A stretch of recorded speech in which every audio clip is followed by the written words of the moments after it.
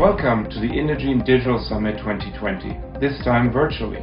And on behalf of Indegene, I'd like to welcome all of you from around the world.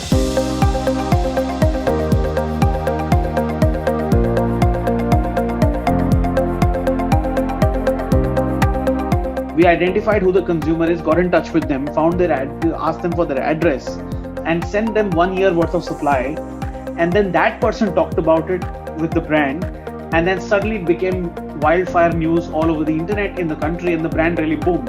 So I think having a simple social listening habit, 5 minutes a day or 30 minutes a week with your agency, is sufficient to find out both good and bad news about yourself, your competition, and your category. We've grown to accept video conferencing as a really effective networking tool. We would have traveled a huge amount across the world. So we're actually saving a lot of money, and we're saving a lot of time and making very effective use of our time. While the goal of being X to 10X, I think, has a meaning that you need to move and move fast.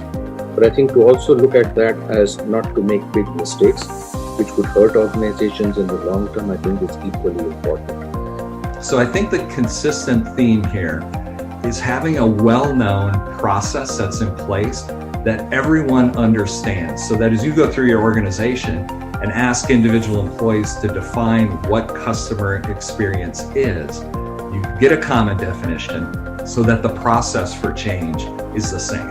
It really needs to start truly from the top with a real belief that we can impact and change the world if we start from a customer-centric standpoint. I think digital channels are no longer a complement to face-to-face interaction, but has become the core channels of interactions. Now it's also more digital channel, coordinate amongst the many different reps potentially who are seeing a physician along with digital channels can help coordinate and bring that. It really belongs to so many functions, to so many people across the company, but first and foremost, it has to support the corporate strategy. It has to be an enabler to that. And then there's also the balance of, knowing that you want to federate innovation across the organization, but not creating fragmentation at the same time. So how do you align everybody to the right mission and right priorities?